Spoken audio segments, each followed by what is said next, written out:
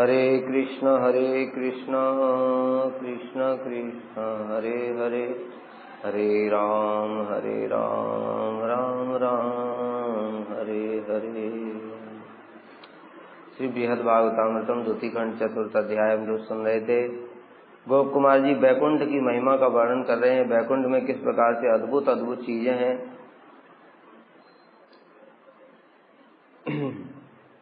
वहां पर एक विशेष बात बताई थी कि बैकुंठ वासियों की अनेक सारी क्रियाएं वो विषयी लोगों जैसी दिखने पर भी विषयी जैसी नहीं हो सकती, क्योंकि विषयों का स्वभाव तो इस जगत में ही है। इस जगत के परे चित जगत में विषय कोई भी प्रभाव नहीं डालते। वहां पर सब प्रत्येक वस्तु ही कृष्ण की सेवा के लिए है। जैसे एग्जाम्पल दे रहे हैं कि भांडीर वन में कृष्ण भोजन कर रहे हैं, उनके साथ में लाखों सखा भी तो हैं, वो सब भी तो भोजन कर रहे हैं। कोई मालपुआ खा रहा है, कोई कुछ खा रहा है, कोई कुछ, लेकिन वो उनके खाने से ही कृष्ण को भी आनंद होता है। इसलिए वहां पर जो खा पी रहे हैं वो भी कृष्ण के सुख के लिए ही है। वहां जो हंसी मजाक कर रहे हैं, खेल कूद कर रहे हैं, जो कुछ भी कर रहे हैं, यही जगत में भी तो यही करते हैं। हम लोग अपने दोस्तों के साथ खेलते हैं, खाते पीते मौज मस्ती करते हैं, लेकिन ये इस जगत में जो कर रहे हैं वो आत्मेंद्रिय प्रीति वांछा, अपनी इंद्रियों की तृप्ति के लिए। इंद्रियां भी कौन सी? जड़ इंद्रियां। और वहां पर प्रत्येक वस्तु जो भी वो सब कर रहे हैं वो कृष्णेंद्रिय प्रीति ऑटोमेटिक है, मतलब स्वभाव ही है। वहां पर जो कुछ भी करेंगे वो कृष्ण की सेवा के लिए होगा। कारण क्या है? उस स्थान पर कोई कैसे पहुंच सकता है जब इस जगत में रह करके ही सारी की सारी वस्तुओं को कृष्ण की सेवा में लगा देगा, कृष्णेंद्रिय प्रीति वांछा, तब वो उस जगत में पहुंच जाएगा जहां पर ऑटोमेटिक जो कुछ भी करेगा वो कृष्ण की प्रीति के लिए ही होगा। अब उसको वो सोचना नहीं पड़ेगा कि ये मैं अपने लिए करूं, ये मैं कृष्ण के लिए करूं, ये ऐसे करना चाहिए, वैसे करना। जो कुछ भी कर रहा है वो, क्योंकि वहां पर प्रतिष्ठित, इस जगत में वैसा ही उस धर्म में प्रतिष्ठित होकर के तब उस जगत में पहुंचा है। इसलिए ऑटोमेटिक सब कुछ वहां पर कृष्ण की सेवा के लिए ही है। ऐसे जगत में देखते ना कि कोई व्यक्ति है, अब वो किसी कंपनी में नौकरी कर रहा है, वो कंपनी में जो कुछ भी काम कर रहा है तो वो सब कंपनी के फायदे के लिए ही, चाहे उसमें दिखाई दे रहा है कि वो उसको सैलरी मिल रही है, सैलरी कमा रहा है कि नहीं, और कंपनी में जाकर के वहां भी चाय कॉफी सब होती है, देखा जा रहा है कि वो अपना खुद भोग कर रहा है, लेकिन अल्टीमेटली कंपनी ने उसको वो फैसिलिटी दी है। क्यों?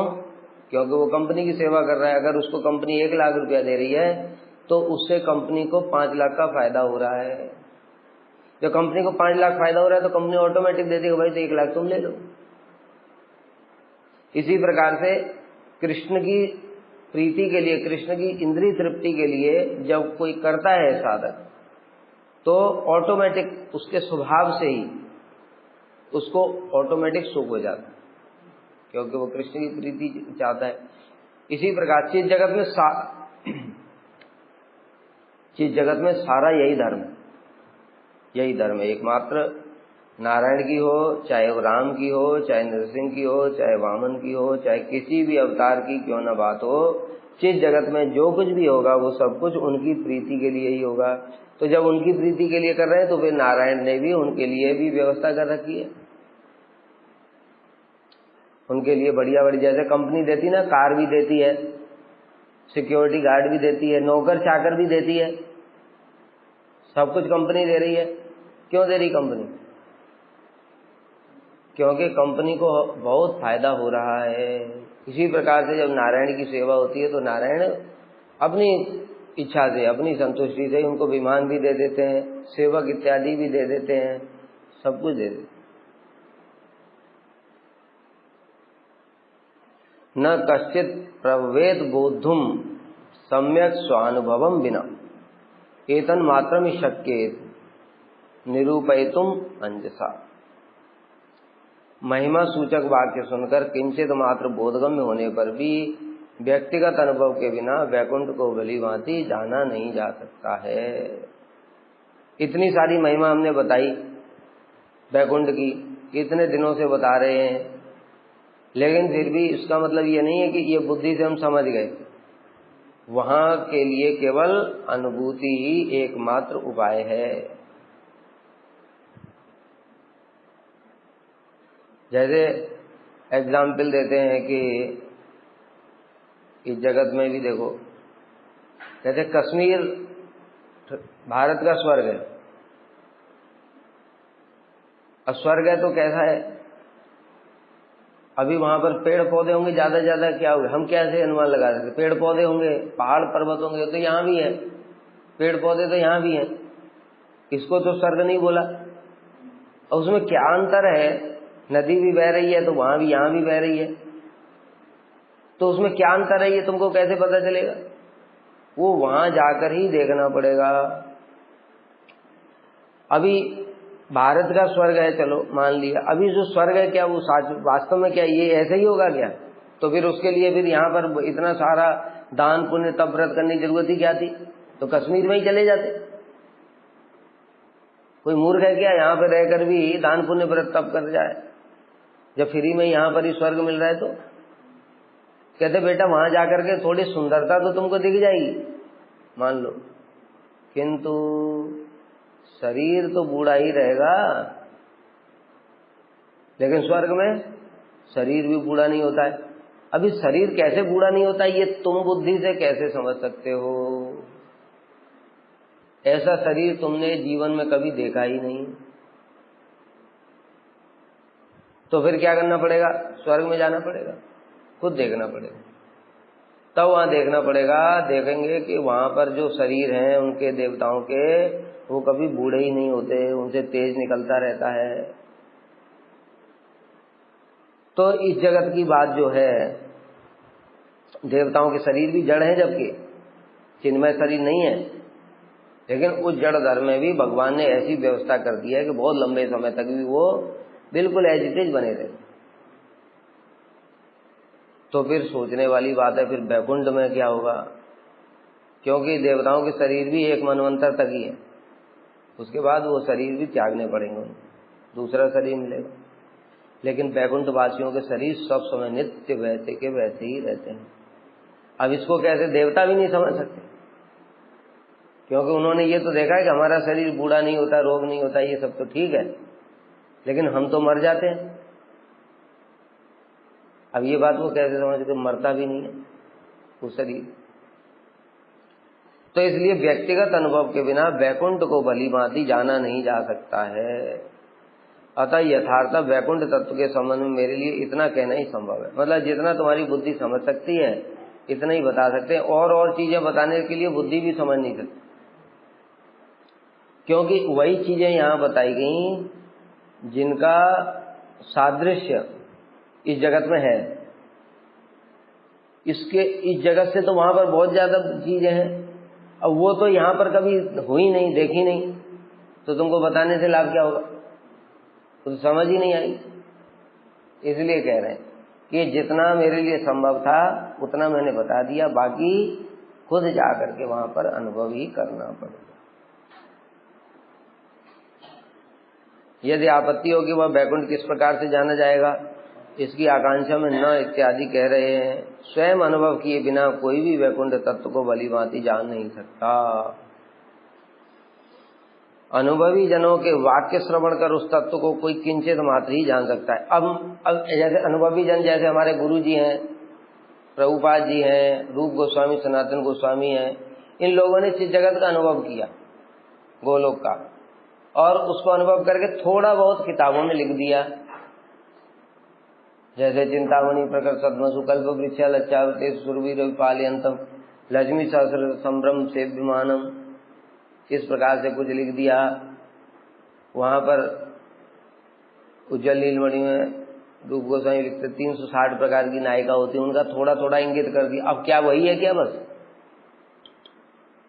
वहां तो अनंत है सब चीज। प्रकार का मतलब बोल दिया मोटा मोटा, एक प्रकार से इस प्रकार की सेवाएं होगी, क्या उतनी सेवा होगी बस? तो वो लिमिटेड हो गया। 360 भी तो इस जगह तो 360 क्या हम कह रहे हैं 3,60,000 भी होता तो भी लिमिटेड ही है ना। लेकिन वो जगत कैसा है? अनलिमिटेड है। इसलिए अनुभवी जनों के वाक्य श्रवण करके, जिन्होंने उनको अनुभव किया है कृष्ण का सौंदर्य कैसा है, कमल के समान नेत्र हैं, मेघ के समान वर्ण है, पीतांबर बिजली के समान, तो बिजली के समान ऐसा ही है क्या? संभव नहीं है। तो उन्होंने अपने अनुभव के अनुसार हमको समझाने के लिए इस जड़ जगत की किसी वस्तु के साथ उदाहरण देकर के समझा दिया, लेकिन वास्तव में उसको ठीक से समझा नहीं जा सकता। किंचित मात्र जान सकते हैं, मतलब अनुमान लगा सकते हो कि ऐसे होंगे भगवान, अथवा स्वयं को भली बात अनुभव न होने से उस तत्व को जाना नहीं जा सकता। अरे वो सब बातें तो छोड़ो, शास्त्र की बातें की ले लो। शास्त्रीय बातें तो इस जगत में हम अनुभव कर सकते हैं, उनको भी नहीं जाना जा सकता बिना अनुभव के। जैसे कोई यही है कि आपूर्यमाणम अचल प्रतिष्ठम समुद्र महाप प्रविशन्ति तद्वत् काम यम प्रविशन्ति सर्वे शांति मापनोति न काम का। कोई भी व्यक्ति जिसकी समस्त कामनाएं वो उनको कंट्रोल कर लेता है, जैसे समुद्र में नदियां प्रवेश करती हैं, फिर समुद्र में हलचल नहीं होती, उसी प्रकार से हमारे अंदर कामना उठी, हमने उसको कंट्रोल कर दिया, कुछ भी हलचल नहीं हुई, वो शांति प्राप्त कर लेता है। ये ठीक है, ये श्लोक है। अब बताओ ये संसार के कौन से आदमी को ये अनुभव हो जाएगा? क्योंकि वो उन कामना को रोक ही नहीं सकते। जब रोक नहीं सकते तो उनको शांति मिलेगी नहीं। तो शांति नहीं मिल रही है ये तो तुमको अनुभव है, लेकिन शांति कैसे मिली ये कैसे अनुभव होगा? ये केवल उस व्यक्ति को अनुभव होगा जिसकी कामनाएं इस प्रकार से कंट्रोल करने में वो समर्थ हो गया है। मात्रा स्वसाय तो कौनते शीतोष्ण सुख दुख आगमा पाइनो नित्य तिथस्व भारत। भगवान गीता में कहते सुख दुख लाभ हानि जय पराजय, इन सबको सहन कर लो। सहन करने से क्या होगा किसको पता है? किसी को पता ही नहीं है, क्योंकि वो सहन ही नहीं कर पा रहे। सुख दुख सर्दी गर्मी ये सबको सहन ही नहीं कर पा रहे। जबकि फिर उसके आगे और सब बताया कि जो ऐसा व्यक्ति होता है जो ये सबको सहन कर ले जाता है, वो पूर्ण शांति को प्राप्त कर लेता है, सब समय आनंद में रहता है। ब्रह्मभूता प्रसन्नात्मा न सोचती न कांचती। अब तुम ब्रह्मभूत होगे तब तो ये समझ में आएगा, जब ब्रह्मभूत हुए ही नहीं तो फिर कहां से समझ में आएगा? तो तुम्हारे लिए सब कल्पना मात्र ही है। जब तुम्हें इस जगत की वस्तुएं जो कि तुम इसी शरीर में भी अनुभव कर सकते हो, उस जगत की वस्तुएं शरीर में अनुभव नहीं हो सकती। इस जगत की वस्तुएं जो कि भगवान ने हमारे इस अधिकार के अनुसार बताई हैं, उसको हम इस जगत में ही अनुभव कर सकते हैं, वो भी हम अनुभव नहीं कर पा रहे, वो भी नहीं समझ पा रहे, तो विचित्र जगत की क्या समझ में आएगी?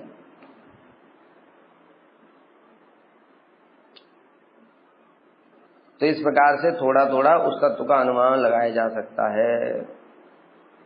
तथा उस सम्यक अनुभव में सर्वथा अपने इष्ट के प्रति निष्ठा के परिपक्व होने का भी विचार है। क्या बता रहे हैं कि जब तक खुद अनुभव नहीं होगा तब तक उस तत्व को नहीं जान सकते, और उस अनुभव में भी अपने इष्ट के प्रति निष्ठा के परिपक्व होने का भी विचार है। क्या मतलब है इसका? मतलब ये है कि जो तुमको अनुभव हो रहा है ना, वो अनुभव तुम्हारे निष्ठा के अनुसार ही होगा। फिर जैसे अभी साधक भजन साधन करते करते रुचि तक पहुंचा, तो रुचि तक पहुंचा, उसको शास्त्र की अनुभूति तो बड़ी अच्छी से हो जाएगी, हरि नाम में आनंद भी आने लगा, ठीक है, रुचि हो रही है। लेकिन क्या इसको वास्तव में हरि नाम की अनुभूति हो रही है?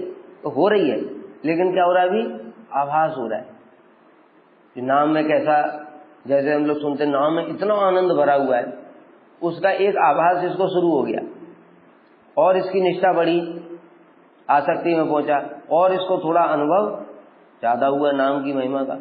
भाव अवस्था में पहुंचा, फिर भाव अवस्था में इसको नाम की उपलब्धि पूरी हो गई कि नाम नामी अभिन्न है, नाम से ही नामी प्रकट हो जाते हैं, ठीक है। निष्ठा बढ़ रही है जैसे जैसे, वैसे वैसे नाम तत्व की उपलब्धि भी बढ़ रही है।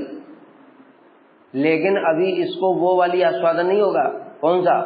तुंडे तांडवनी रतन वितन के कि एक बार जीवा में नाम उदित हो तो करोड़ों जीवा, ये नहीं होगा इसमें। जब प्रेम अवस्था आएगी, प्रेम अवस्था में जाकर के तब उसको और ज्यादा अनुभव होगा।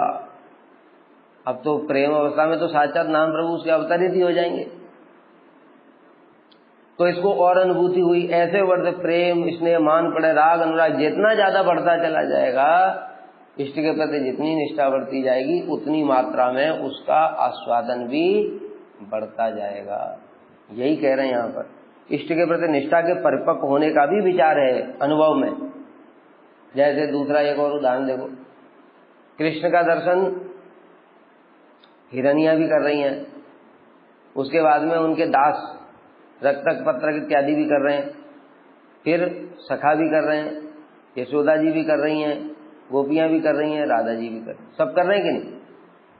किंतु सबको क्या समान सुख हो रहा है? नहीं हो रहा है। क्यों नहीं हो रहा है? अरे वो तो सब चीज जगत के वासी हैं, तब भी नहीं हो रहा है। क्यों? क्योंकि जितना कृष्ण के प्रति अधिक ममता और प्रेम है, उतना ही अनुभव का भी तारतम्य है। इसलिए यहाँ पर ये विशेष बात है कि भैया तुम वहां अनुभव तो कर लोगे वहां जाकर के, लेकिन अनुभव तुमको उतना ही होगा जितना तुम्हारा अधिकार है। जैसे अभी बताया कि किसी का अगर सख्य रस है तो उसको भी कृष्ण का सौंदर्य अनुभव होगा, उसका माधुर्य अनुभव होगा, सब कुछ होगा, लेकिन वात्सल्य से कम रहेगा और मधुर वाले को सबसे अधिक रहेगा। यह अनुभव शब्द का अर्थ है कि उस स्थान और वहां के परिकर आदि के शरणागत होकर उनके भावों की चिंता करते करते जब उस भाव के अलावा अन्य पदार्थों की स्फूर्ति स्मरण आदि नहीं होंगे, तभी वह तत्व जाना जाएगा। अब उपाय बता रहे हैं। अभी तक तो ये वैकुंठ की महिमा बता दी। अब कोई कहे कि भैया आपने इतना बता रहे वैकुंठ की महिमा, उससे हमको लाभ क्या है? हमको तो लाभ तब होगा ना जब वो प्राप्त करवाने का उपाय बताओ। हम सुन सुन करके क्या लाभ है? इसलिए कह रहे हैं कि परिकर आदि के शरणागत होकर उनके भावों की चिंता करते करते, मतलब भगवान ने स्वयं इस जगत में अपने परिकरों को भेजा। श्रील प्रभुपाद, रूप गोस्वामी, सनातन गोस्वामी, रघुनाथ दास गोस्वामी इत्यादि गुरुवर्ग हमारे सारे, उनके शरणागत होकर के उनके भावों की चिंता करते करते चिंता मतलब जैसा गुरु जी कथा में बोलते सब समय क्या चित्तवृत्ति अनुभव उनकी अद्भुत। सब समय किस प्रकार से राधा जी की सेवा के प्रति उनकी भावना रहती है, यह चमत्कार है। इस प्रकार से सब समय चिंता करेगा साधक। जब भी गुरु जी की कथा सुनेगा, उनका दर्शन करेगा, बस यही ध्यान आएगा उसको, क्या चित्तवृत्ति, ऐसी चित्तवृत्ति कैसे मिल सकती, क्या करूं? तो फिर वो गुरु जी के शरणागत होगा, प्रार्थना करेगा, बार बार फिर गुरु जी की आज्ञा मानेगा। इस प्रकार से उनके भावों की चिंता करते करते जब उस भाव के अलावा अन्य पदार्थों की स्फूर्ति, मतलब उसे पूर्ण आविष्ट हो जाएगा। अभी हम देखते हैं कहां पर उन भावों का अभाव है पूरा,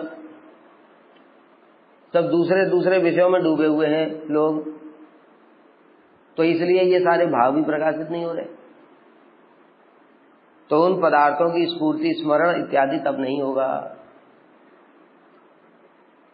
और दूसरी ओर जब केवल उन भावों में आविष्ट हो जाएगा संपूर्ण रूप से दिन रात चिंतन करते करते, परीक्षित की तरह, परीक्षित जी सुखदेव के शरणागत हुए, शरणागत होते होते इतने आविष्ट हो गए कि उनको भूल ही गए कि उनको मेरी मृत्यु भी आने वाली है, उनको याद ही नहीं है। और उसका फल ये हुआ 7 दिन के बाद में समाधिस्थ हो गए, उसी भाव में समाधिस्थ हो गए जिसमें सुखदेव गोस्वामी थे। ऐसे करते करते तब जाकर के वह तत्व जाना जाएगा। यहां से भी देखो, ये पूरा एक स्टेटमेंट में ही पूरा सब कुछ बता दिया है।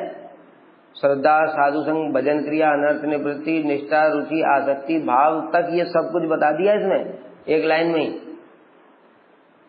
कैसे देख लो तुम, पहले शरणागत होगा, श्रद्धा हुआ, श्रद्धा मिलेगा, साधु संग, भजन क्रिया, गुरु पदाश्रय करेगा, भजन क्रिया शुरू होगी, फिर उनके भावों की चिंता करते के साधन भजन शुरू करेगा।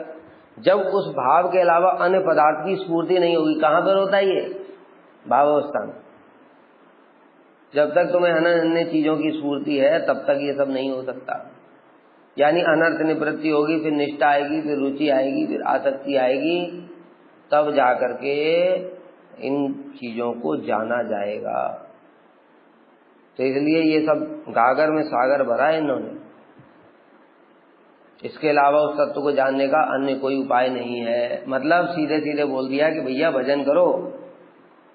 तुम और कुछ उपाय से सोच रहे हो कि तुम्हारा संसार के विषयों में भी मन लगा हुआ है, थोड़ा थोड़ा ये भी प्रभु जी ये भी जरूरी है ना, संसार घर गृहस्थी भी तो जरूरी है, हम तो गृहस्थ हैं। तो ठीक है, गृहस्थ हो तो सनातन गोस्वामी क्या कह रहे हैं, गोप कुमार क्या कह रहे हैं, ये भी पढ़ लो गृहस्थ हो। जब तक तुम्हारा चित्त संपूर्ण रूप से उस भाव में आविष्ट नहीं होगा तब तक प्राप्त नहीं होगा। तो तुम 1 करोड़ जन तक गृहस्थ रहो, हमको कोई असुविधा नहीं है। चाहे त्यागी रहो, गृहस्थों की बात करो, त्यागी भी रह करके जो अगर मोबाइल के, कंप्यूटर के, लैपटॉप के बारे में और दुनिया भर के पद प्रतिष्ठा के बारे में और दुनिया की और चीजों के बारे में चिंता करता रहेगा तो वो भी 1 अरब जन्म के बाद तक भी प्राप्त नहीं कर पाएगा। इसमें ऐसा भगवान नहीं बोलेंगे ये 1 अरब जन्मों से मेरा भजन कर रहा है तो ऐसा कर दूंगा, नहीं, ऐसा नहीं होगा। तुमको करना पड़ेगा। जीव को स्वतंत्रता इसलिए दिया, अपनी स्वतंत्रता से बद्ध हुआ, अपनी स्वतंत्रता से ही मुक्त होगा वो।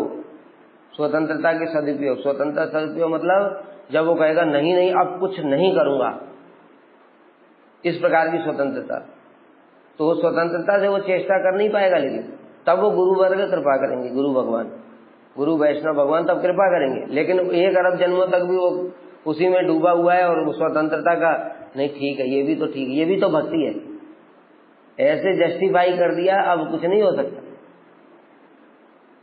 बस ज्यादा से ज्यादा भगवान क्या करेंगे, कृपा करेंगे उसको, देख रहा ये 1 लाख जन्म से ऐसे ही पागलों की तरह इन विषयों में ही लगा हुआ है और मेरी भक्ति के नाम पर, तो उसको ऐसी उपलब्धि करवा देंगे कृपा करके कि उसको ये समझ में आ जाएगा ये भक्ति नहीं कर रहा हूं।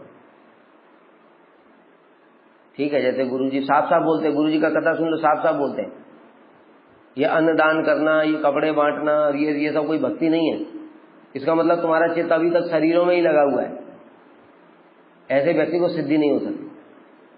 साफ साफ बात, साधन अवस्था की बात कर रहे हैं। लोग क्या करते हैं, सुशील स्वामी महाराज जी से तुलना करना शुरू कर देते हैं। वो परिकर है, बताया उनका कोई दोष ही नहीं है, वो चाहे कपड़ा बांटे चाहे वो ब्लड डोनेशन करें, उनका कुछ भी क्रिया शरीर के लिए नहीं है। वो क्या कहते हैं, जो अनधिकारी व्यक्ति को भी हरिनाम भी दे सकते हैं, तुम दे दोगे तो नरक में जाओगे, और वो कुछ भी कर सकते हैं, उनके लिए क्या है, उनके लिए कोई नियम ही नहीं है। तो इसलिए उनकी मुख्य वस्तु को छोड़ करके तुम गौण वस्तुओं को मत देखो। मुख्य वस्तु क्या है, वो किस प्रकार से भगवान की भक्ति में लोगों को लगा रहे हैं। और अब हमको भक्ति में लगाने का प्रोसेस उन्होंने दे दिया, हरि नाम दे दिया, दीक्षा दे दिया। अब हमको चलना श्रद्धा, साधु संग, भजन, क्रिया, नृत्य, प्रति, निष्ठा, रुचि, आसक्ति भाव से ही है। प्रोसेस हमारे लिए नहीं बदलेगा। अब हम कितने जन्मों में वैसे पहुंच सकते हैं, वो पहुंच लो, देख लो अपना। तो इस प्रकार से ये बात है कि इसके अलावा उस तत्व को जानने का अन्य कोई उपाय नहीं है, यही प्रोसेस है। इस प्रोसेस को कोई भी वायलेट नहीं कर सकता, अतिक्रम नहीं कर सकता। तथा उस वैकुंठ तत्व का ज्ञान स्व अनुभव अर्थात अपनी आत्मा द्वारा किए गए साक्षात अनुभव द्वारा ही संभव है। ये तो स्पष्ट ही बोल दिया। इसकी भी बात छोड़ो, जो अभी बताया कि वैकुंठ की बात छोड़ो, जो हम अपने स्वरूप को जान लेते। अब हम किताब में पढ़ते हैं, ठाकुर भक्ति विनोद कह रहे हैं मेरा नाम कमल मंजरी, मेरी क्या सेवा है, मेरी इतनी उम्र है। तुम कैसे जान लोगे बताओ? तुमको दिख रहा है कि मेरी उम्र हो गई 30 साल और मेरा चेहरा ऐसा है, अपना फोटो तुम देखते ही हो शीशे में, मैं ऐसा दिखता हूं। अब तुम कैसे अपने आप को मंजरी मान लोगे? मेरी उम्र 8 साल है, मेरा ऐसा शरीर है, मेरी ऐसी सेवा है, मेरा नाम ये है, कैसे मान लोगे बताओ? तो बिना जब तक तुमको अनुभूति नहीं होगी तब तक तुम ये अपने भाव को भी नहीं समझ सकते, स्वरूप को भी नहीं समझ सकते। वैकुंठ की तो बात ही छोड़ो, वैकुंठ में तो प्रेम अवस्था के बाद पार्षद देह प्राप्त हुई। भाव अवस्था की बात कर रहे हैं। भाव अवस्था में भी कोई अपने साक्षात अनुभूति के बिना नहीं समझ सकता। अब जैसे देखो इनको, ये जो बाबा जी संप्रदाय के जाते ही तुमको अपना बता दिया, लो तुम ये मंजरी हो, तुम्हारी ये वयस है, ये तुम्हारे वस्त्र हैं, ये वो है, सब बता दिया। अब तुमको अनुभूति हो गई, कैसे हो जाएगी जरा बताओ जरा। उनकी दम है तो करा के दिखाओ, संभव ही नहीं है। भजन तुमको साधन करना ही पड़ेगा। तो ये साधन ही करना है तो फिर ये बताने से भी लाभ क्या रहा? फिर चुपचाप साधन ही करो ना बैठ करके। इस बात को अच्छे से समझना चाहिए। प्रयोजन तो हमको पता है, एक बार प्रयोजन पता चल गया, अब वो प्रयोजन से संबंधित साधन का कोई मतलब नहीं होता।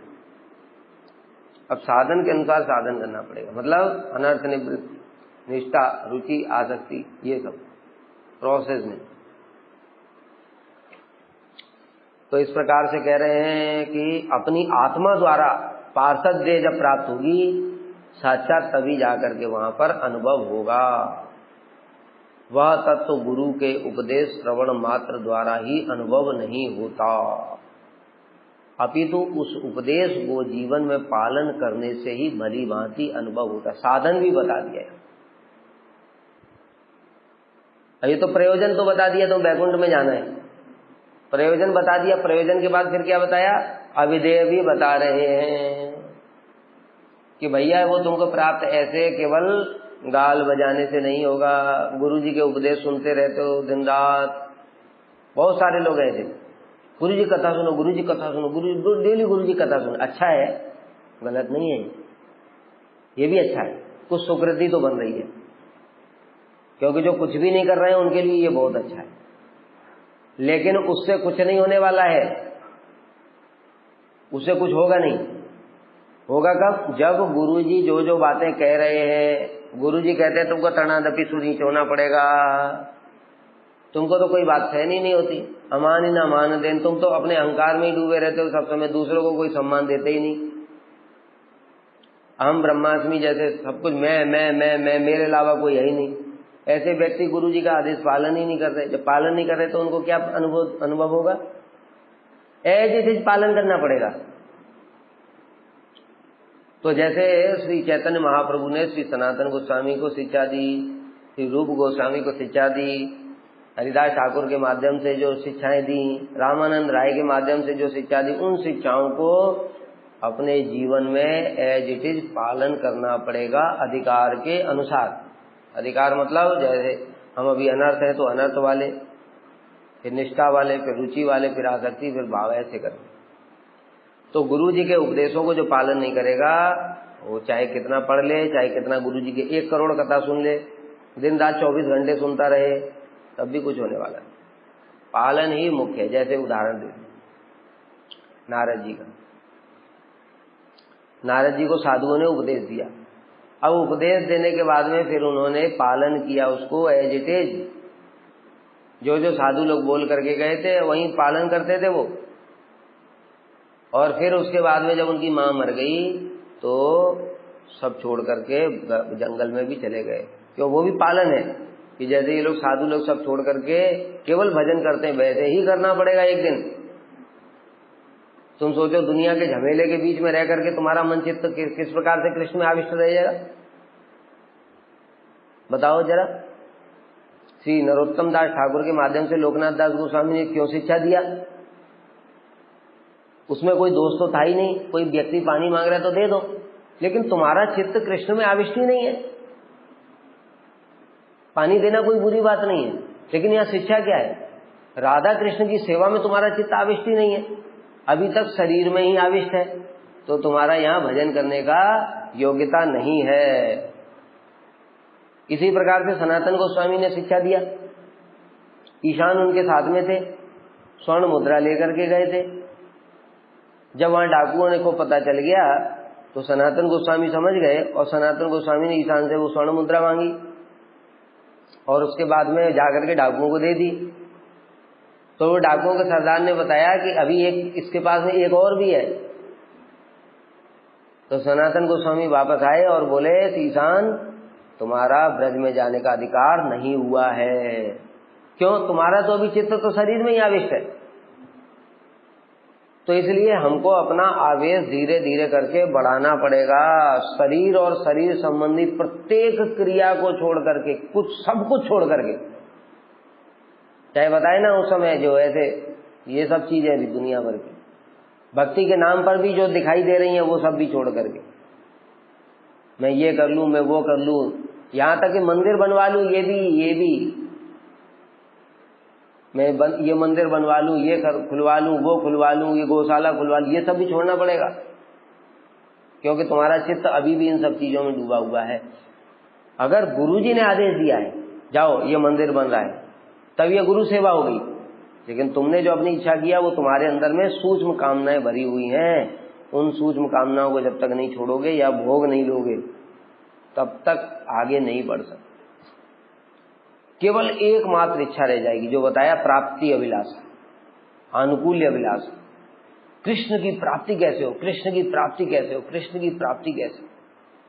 यही तीव्र उत्कंठा ही कृष्ण की प्राप्ति कराएगी। इसके अतिरिक्त दूसरी कोई इस जगत की अभिलाषा रहेगी तब तक कृष्ण प्राप्त नहीं हो।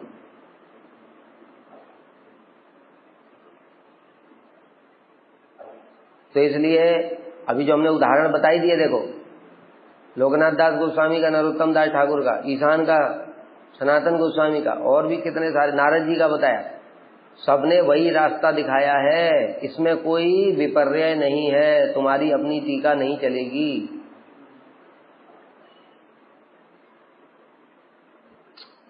तो इसलिए गुरु जी के आदेशों उपदेशों को धीरे धीरे करके योग्यता के अनुसार जो जो गुरु जी कहते हैं वो जीवन में पालन करने पड़ेंगे।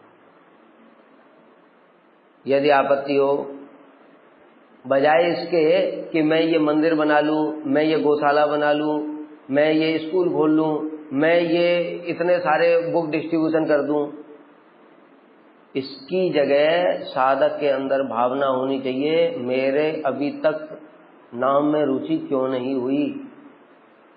मैं नाम कर रहा हूं ना, रुचि नहीं आ रही है मुझे, कैसे आएगी। मैं कथा कर रहा हूं, कथा सुन रहा हूं, मुझे रुचि नहीं आ रही है, मैं केवल पढ़ दे रहा हूं, मुझे नॉलेज हो गई है, उसको पाठ कर रहा हूं मैं, कैसे आएगी।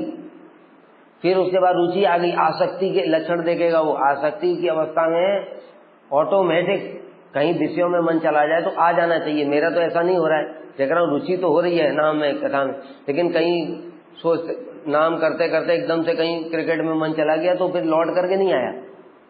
इसका मतलब मेरी अभी आसक्ति की अवस्था नहीं है। आसक्ति कैसे आई? फिर आसक्ति आ गई, तब वो सोचेगा अभी तक मुझे स्वरूप की उपलब्धि नहीं हुई है, तो स्वरूप की उपलब्धि कैसे होगी, कब मुझे अपना स्वरूप पता चलेगा, कब कृष्ण के साथ संबंध ज्ञान होगा। ये सोचने वाली चीजें, इसको छोड़ करके ये कर लूं, वो कर लूं, ये सब रजोगुण है।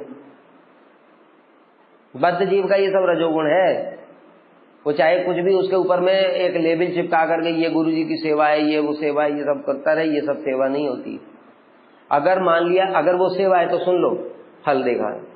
अगर ये सेवा है तो उस सेवा से तुम्हारे आसक्ति आ जाएगी, उस सेवा से तुम्हारा भाव प्रकाशित हो जाएगा। ऐसा हो रहा है? नहीं हो रहा है तो ये सेवा नहीं है। तुम्हारा अपना इच्छा है या पूर्वजन्म का संस्कार है या रजोगुण है, कुछ भी है, ये निश्चित है। ये जैसे अभी मैंने बताया कि जो सोच रहा है मेरी निष्ठा में प्रवेश कैसे होगा, अगर उसने कुछ ऐसा किया जो जैसे गुरु जी की सेवा के नाम पर जो भी कर रहा है वो करने से ही निष्ठा में प्रवेश हो जाएगा। क्योंकि तुमने गुरु सेवा किया, गुरु सेवा किया तो गुरु कृपा हुई, गुरु कृपा हुई तो निष्ठा में हो गया। लेकिन वैसा देखा नहीं जा रहा है।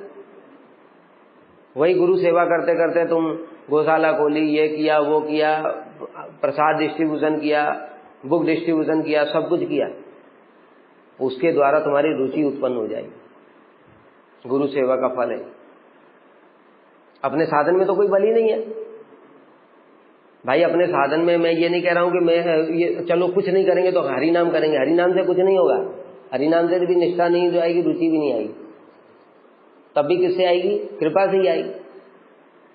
ठीक है, तो लेकिन हरि नाम इस उद्देश्य से मैं कर रहा हूं कि मेरी निष्ठा उत्पन्न हो जाए, गुरु जी देख रहे हैं तो वो कृपा करेंगे, तो उसमें प्रवेश करा देंगे, ठीक है, रुचि में प्रवेश करा देंगे, आसक्ति में प्रवेश करा देंगे, कृपा से ही होगा वो भी। लेकिन दूसरी ओर जो हम वो इतने सारे जो अपने महत्वाकांक्षाओं को लेकर के बैठे हैं, अगर उनके द्वारा हम स्टेज आगे नहीं बढ़ रही है, इसका मतलब वो गुरु कृपा नहीं हो रही है। गुरु कृपा क्यों नहीं हो रही? क्योंकि गुरु सेवा नहीं हो रही है, क्योंकि तुम्हारे उद्देश्य सूक्ष्म रूप में कुछ और हैं।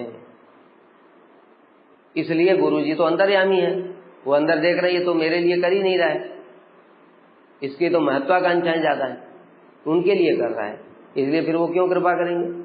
वो चीजें होती रहेंगी। तुम जो जो चाहते हो, एक मंदिर क्या 10 मंदिर बन गए। इसलिए श्रील वामन गोस्वामी महाराज जी ने एक साधकों के लिए बड़ा सावधान करने के लिए बात बताई कि बहुत ज्यादा धन और लोग आ रहे हैं तुम्हारे पास में, ये बद्ध जीवों के लिए बताया, मुक्त जीवों के लिए नहीं, तो समझ लेना अपराध हो रहा है। तुम इसको सेवा मान रहे हो, अपराध भी है, भक्ति उत्तनार्थ भी हो सकता है।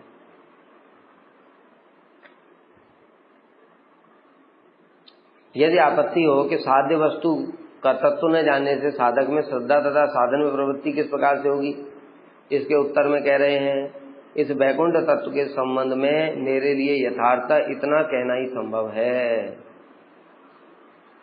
मतलब क्या कि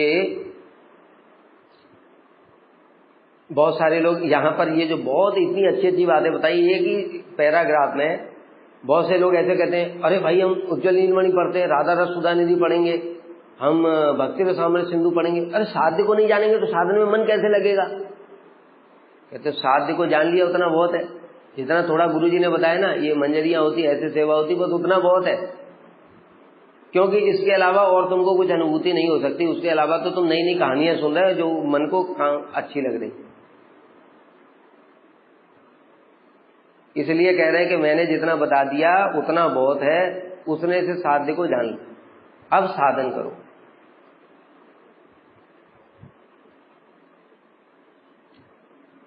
अथवा वह वस्तु ऐसी अचिंत्य शक्ति संपन्न है कि श्रद्धा के साथ उसके विषय में श्रवण कर हृदय में भावना करते करते कृपा शक्ति के प्रभाव से साधक को साधन का सामर्थ्य और अनुभव अनायास प्राप्त होता है। ये भी बता रहे हैं कि अगर तुम्हारी अब जैसे साध्य सुन लिया, भगवान का धाम, भगवान की नाम, भगवान की लीला इत्यादि उनको प्राप्त करने की इच्छा हो गई कि वहां मैं चला जाऊं, अब तुम जो साधन करोगे तो वो भीतर में देख रहे हैं ना इच्छा, वो ऑटोमेटिक इतना शक्ति संपन्न है कि वो कृपा करके अपने आप सामर्थ्य भी प्रदान करेंगे साधन का और अनुभव भी प्रदान करेंगे। हमारे साधन करने की भी सामर्थ्य नहीं है। तुम सोचोगे मैं बहुत ज्यादा जान करके फिर साधन करूंगा, तुम साधन क्या कर लोगे? तो अपने अनर्थों को ही दूर करके दिखाओ सारे जीवन भर, एक काम को ही दूर करके दिखाओ। 40 साल की उम्र, 20 साल में तुमने दीक्षा लिया, 40 साल और मान लो 70 साल तक जियो, 50 साल तक तुम खाली काम को जरा वसीभूत करके दिखाओ। तो इसलिए हमारी शक्ति नहीं है, केवल कृपा शक्ति के प्रभाव से साधक को साधन का सामर्थ्य भी प्राप्त होगा। गुरु जी करेंगे, वैष्णव करेंगे और ठाकुर जी करेंगे, और फिर उसी कृपा शक्ति के प्रभाव से ही अनुभव होगा जो मैंने भी बताया। चाहे तुम हरि नाम कर रहे हो, चाहे वो तुम दुनिया भर के काम कर रहे हो, दोनों केस में ही वो गुरु जी कृपा करेंगे तभी ही वो होगा।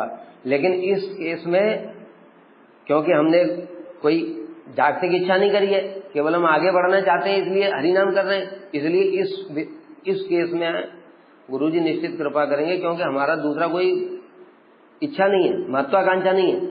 केवल एक ही इच्छा, मैं निष्ठा में प्रवेश कर जाऊं, मैं रुचि में प्रवेश कर जाऊं, मैं आसक्ति में प्रवेश कर जाऊं।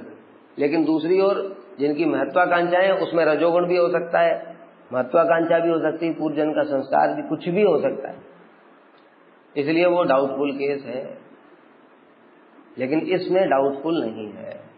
इसलिए साधक को सब समय जो स्टेज बताई है भक्ति रसामृत सिंधु में श्री रूप गोस्वामी ने, श्री विश्वनाथ चक्रवर्ती ठाकुर ने उन्हीं स्टेज को माधुर्य अकादमी में विस्तार से बताया, उसमें आगे बढ़ने के लिए ही चेष्टा करनी चाहिए, यही साधन।